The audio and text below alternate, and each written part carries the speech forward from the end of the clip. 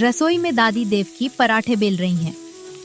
तभी उनका पोता विक्रम अपना लैपटॉप लेकर किचन में घुसता है और मुंह बनाता है। दादी, दादी, अरे सुन रही हो? दादी तवे से नजर नहीं हटाती। हाँ हाँ सुन रही हूँ, चिल्लाना बंद कर, पराठा जल जाएगा। दादी, ये चार्जर कहाँ रखा है मेरा? अरे वो तार वाली चीज, वो मैंने अलमारी में रख दी, पलंग के नीचे पड़ी थी, तेरी माँ गिर जाती उस पर। दादी एक बात बोलूं? हाँ बोल, रोकने से रुकेगा तू? तुम चार्जर को तार वाली चीज बोलती हो, फोन को वो काली डिब्बी बोलती हो, लैपटॉप को ये पतली किताब बोलती हो। सच में दादी, स्कूल क्यों नहीं गई कभी? अरे जब मैं छोटी थी तब लड़कियों को स्कूल नहीं भेजते थे रे पगले। अब पराठा खा और चुप रहे, खाना खा पहले। दादी सीरियसली बोल रहा हूँ, आज के जमाने में पढ़ाई के बिना कुछ नहीं होता। तुम कैसे मैनेज करती हो सब? मैनेज करना मैनेजमेंट वाले सीखें, दादी तो अपना हिसाब खुद रखती है।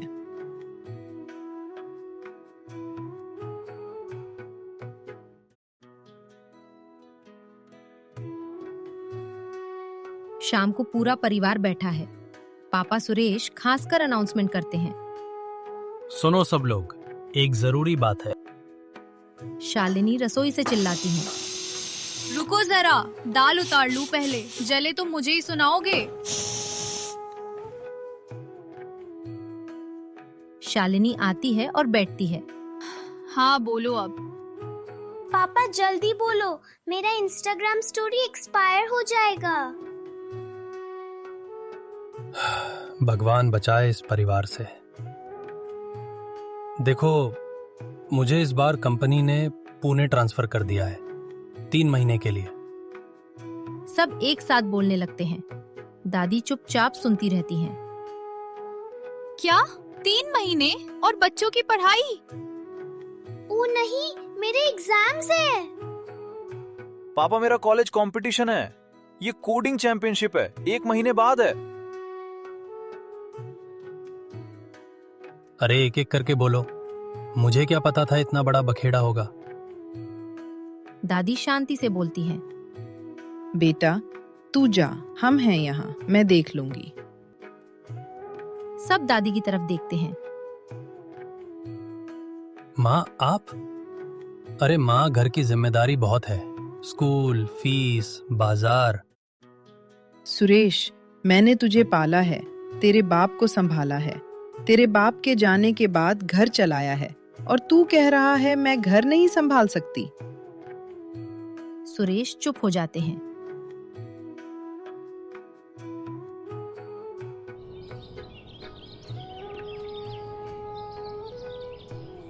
अगले दिन सुबह विक्रम कोडिंग प्रैक्टिस कर रहा है।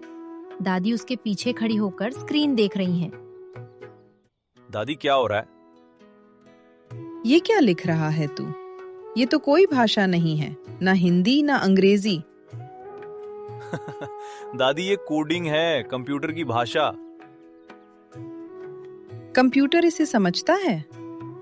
अजीब है, मैं 75 साल से इंसानों को नहीं समझा पाई और ये मशीन समझ लेती है। बढ़िया है। दादी सीरियसली तुम बहुत फनी हो।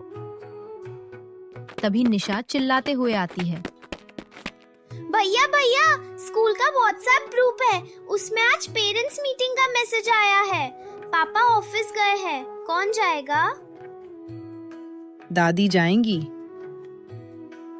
क्या? क्यों, मैं नहीं जा सकती क्या? चल निशा, तैयार हो। पर दादी, टीचर अंग्रेजी में बात करती है। तो करने दे, मेरी पोती का रिपोर्ट कार्ड हिंदी में होगा ना, वो मैं देख लूंगी।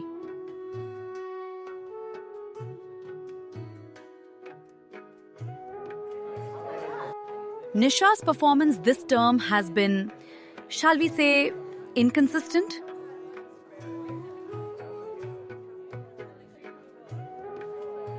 बहन, ये क्या बोली? ये कह रही है निशा का इस बार रिजल्ट ठीक नहीं रहा। Miss Sharma, 1 minute. जी।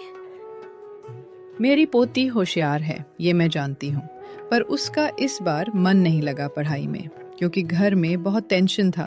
उसके नाना बीमार थे, फिर उसके पापा ट्रांसफर पर गए। बच्चा है, क्या करे? I understand, but the syllabus. Syllabus की चिंता मुझे मत बताओ बेटा, मुझे बताओ मेरी पोती कहाँ कमजोर है, मैं देखूंगी घर पर। She struggles with maths. इसने क्या बोला? गणित कमजोर है निशा का। बस इतनी सी बात, ये मैं घर पर ठीक करवा दूंगी, शुक्रिया। Excuse me, आप खुद पढ़ना जानते हैं? नहीं, मैं अनपढ़ हूँ, पर मेरे पास 75 साल का तजुर्बा है। वो किसी स्कूल में नहीं मिलता। अच्छा, मैं चलती हूँ।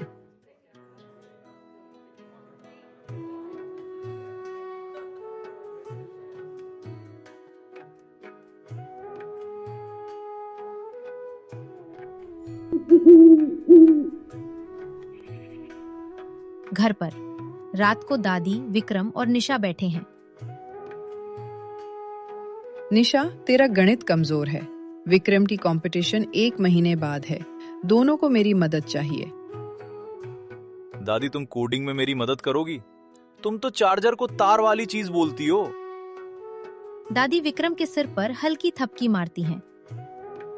बड़ा होशियार है तू। सुन, मैं कोडिंग नहीं जानती, पर मैं जानती हूँ कि जब तू प्रैक्टिस करता है तो बीच में फोन उठा लेता है, और जब निशा पढ़ती है तो टीवी देखती है, ये मैं जानती हूँ। अब से रोज सुबह 6 बजे उठोगे मेरे साथ। दादी 6 बजे? हाँ, और रात को 10 के बाद फोन बंद, दोनों का। भैया, ये तो आर्मी है। नहीं बेटा, ये दादी की पाठशाला है। तभी शालिनी रसोई से आवाज लगाती हैं। माँ, खाना लग गया। आती हूँ। और हाँ निशा, तेरी गणित मैं खुद पढ़ाऊंगी। दादी, तुम तो पढ़ी ही नहीं। मैं 40 साल से घर का हिसाब रखती हूँ, बिना कैलकुलेटर के। 1 पैसे का भी फर्क नहीं पड़ा कभी, और तू कह रही है मैं गणित नहीं जानती।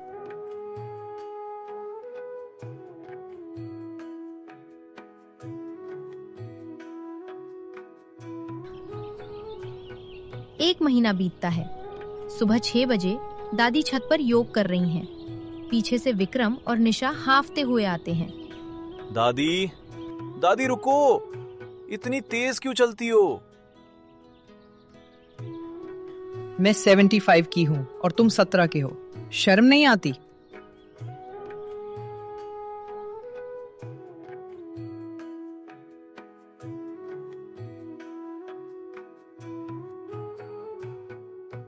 रात को दादी निशा को गणित समझा रही हैं अपने तरीके से।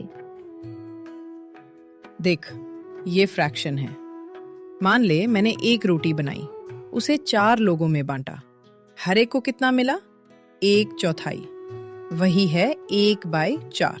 अब समझी? दादी, ये तो इतना आसान है। हाँ, पर टीचर ने समझाया कैसे? Numerator, denominator. दादी सिर हिलाती हैं। बड़े बड़े नाम रखे हैं, काम की बात नहीं बताई।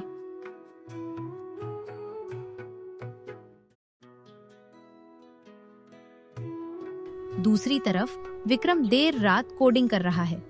दादी आती हैं। थका दिमाग, काम नहीं करता। दादी, बस थोड़ा और। सो जा, सुबह फ्रेश दिमाग से करना।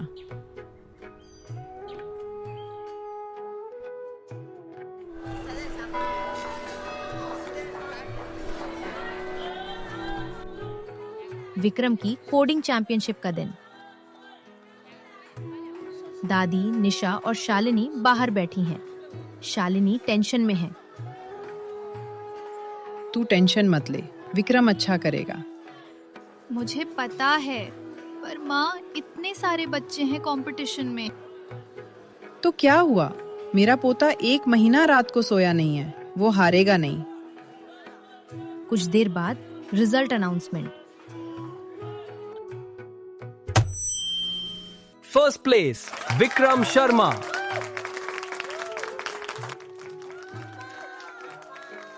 भैया जीत गए, दादी भैया जीत गए। दादी की आंखें भर आती हैं। विक्रम ट्रॉफी लेकर बाहर आता है, सीधा दादी के पास जाता है। दादी, ये आपकी वजह से हुआ, रियली? नहीं रे पगले, तेरी वजह से हुआ। मैंने बस सोने नहीं दिया रात को। तभी पापा का कॉल आता है। विक्रम फोन उठाता है। पापा, पापा मैं जीत गया। सच में? शाबाश बेटा। शालिनी ने किस चीज की मदद की? पापा मम्मी ने नहीं, दादी ने। दादी ने? पर दादी तो पढ़ी लिखी नहीं है। हाँ पापा, इसीलिए तो चमत्कार हुआ।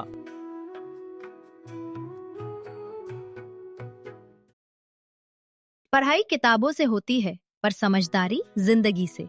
अनपढ़ होना कमजोरी नहीं, जिसके पास तजुर्बा है, अनुशासन है और प्यार है, वो किसी भी मुश्किल को हल कर सकता है। असली चमत्कार डिग्री में नहीं, दिल में होता है।